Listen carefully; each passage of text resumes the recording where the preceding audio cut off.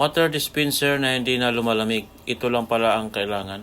Panoorin hanggang dulo kung paano ko nagawa ito at kung anong pisa.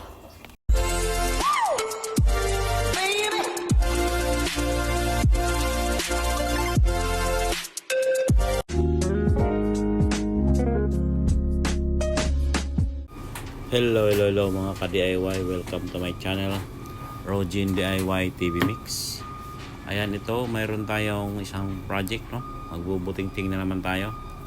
Isang water dispenser. Ayan, mga Chinese yung karakter niya. Gamit lang natin to mga ka-DIY, no? Sa tindahan natin. Kasi may kailangan doon, may mainit at saka may malamig. Dahil sa umaga pwedeng magkape. Ayan, pag tanghali sobrang init, ayan, malamig siya.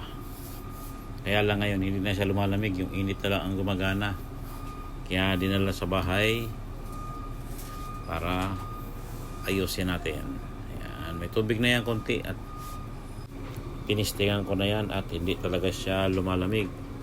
Kaya ayan, bubuksan natin. Panoorin nyo lang hanggang dulo para malaman nyo rin kung mayroon kayong ganito at hindi lumalamig. Ayan, kung anong pisa ang bibili natin sa online. Dahil sa panahon ngayon, hindi na mahirap hanapin ang mga pisa sa mga ganito. Dahil sa online, napakarami na. Naglipana na siya. Ayan, bubuksan natin yung board para malinis na rin natin. Madali lang naman mag-repair nito mga ka-DIY, no? Sundan mo lang yung kung paano mo magtinanggal. Ganun mo rin ibabalik. Ayan, tatanggalin natin itong mga wire na to, no? Ayan, nakaklip lang naman yan. Suksok lang na suksok pagbalik dyan para hindi siya istorbo. Tanggalin mo natin para rin magalaw-galaw din siya at wala yung mga alikabok dyan sa mga kontak. Ayan, para malinis din natin ng konti dahil matagal na siyang naka-stack. Hindi natin nalilinis yung likod nito kaya maraming dumi. Ayan, tanggal na siya at tatanggalin din natin yung exhaust fan. May mga kontak niya, may mga corrosion konti, kaya brushan din natin ng brush lang na tuyo, pwede na. Tapos tanggalin din natin itong exhaust fan para matanggal natin yung cooling niya. Ayan, naka-clip lang naman yan, sikwatin mo lang siya. Ayan. Ayan. Okay pa yung fan natin, tinisting natin yan at umikot naman siya. Naranggal pa, nalaglag pa.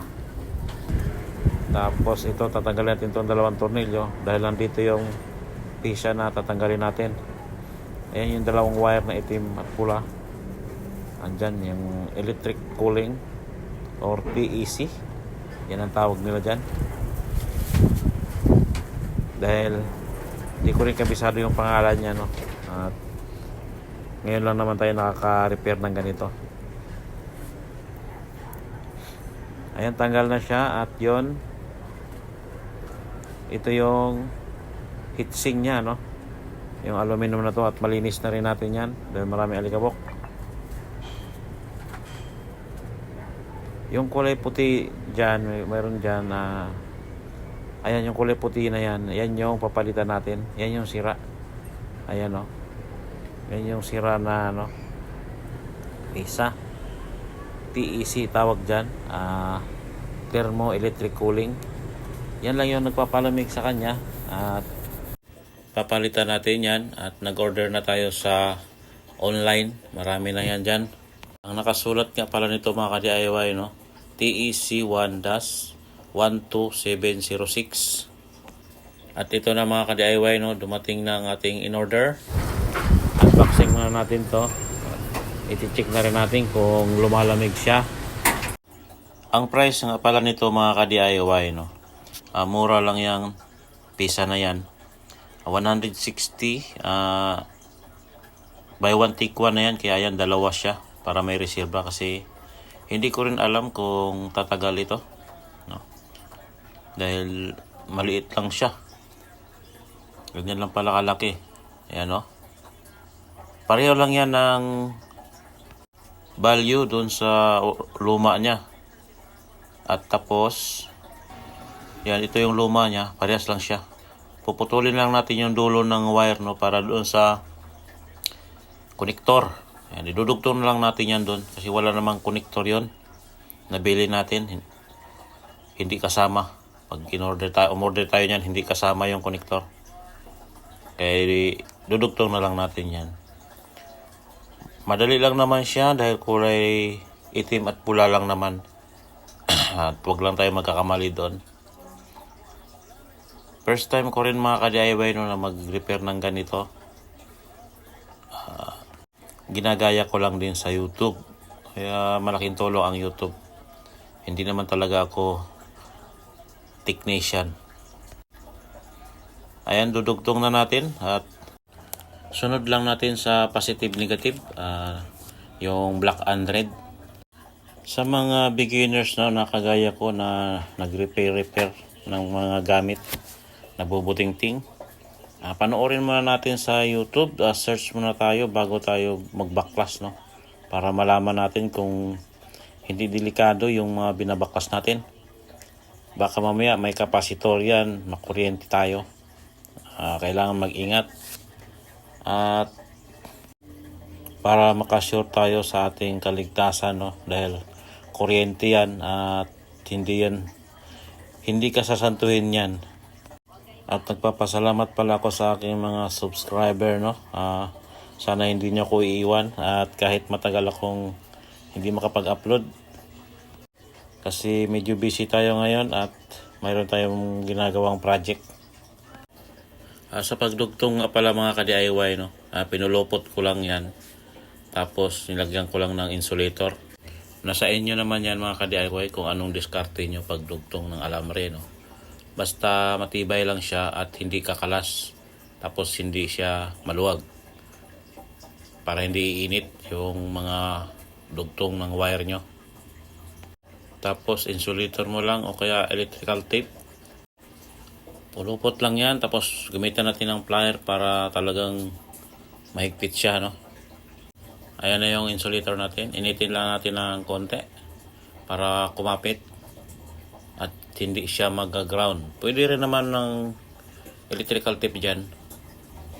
Nasa inyo na yan kung ano ang diskarte ng pagdugtong ninyo. Basta matibay lang siya at hindi siya mag-ground. Ayan, tapos na at suksok na natin yan para matesting natin kung lalamig. Ayan. Ilalagay lang natin yung connector tapos testingin na natin. Ititesting muna to mga ka-DIY, no, bago natin i-assemble para malaman natin kung okay yung pisa na nabili natin. Kasi hindi ko pa na-testing yan kanina. At ngayon pa lang natin i-testing. Sana okay, sana lalamig to. Ayan, dyan sa hinawakan ko na yan. Yan, lumalamig yan. Okay siya mga ka-DIY, no? Lumalamig. Yung kabila nga pala niyan, mainit ang lumalabas. Pero sa hinahawakan ko, malamig. Kaya yan, kakabit na natin. Sana tatagal to mga ka-DIY, no? Kasi ngayon lang din ako nagre-repair nito. Hindi ko nga akalain na ganito lang pala yung pisa sa mga ganito. Kasi yung iba, yung malaki, mayroon siyang compressor. Pero ito wala. Doon pala sa mga nagko-comment, no? Pasensya na kayo. Hindi po ako nagre-repair talaga. DIY lang talaga ginagawa ko. Yung mga gamit lang dito sa bahay. Dito sa kapitbahay namin, ayan. Ganun lang ginagawa ko, hindi po ako nagre-repair sa labas. At wala po akong shop, no? Ayun mga ka-DIY, tapos na at babalik na natin yung takip. Tapos testingin natin at lagyan natin ng tubig. May tubig na pala yan. Ayan, okay na at saksak muna natin. Tapos lagyan natin ng tubig dahil kunti lang pala yung tubig niyan. Tapos hintayin na lang natin kung lumamig. Ayan, saksak muna natin. Tapos on. I-on muna natin yung dalawang switch. Tapos hintayin natin na magkulay yung isa. Kasi pag lumamig, ayan, kulay green na siya. Ayan, nag-on na yung kulay green. Ayan, hintayin natin maya konti. Mga ganitong dispenser, matagal talaga siyang lumamig. Kasi mahina lang naman yung niya, pisa. Maliit lang yung pisa niya, hindi ka malamig. Yung tama-tama lang na mapatid yung uhaw mo.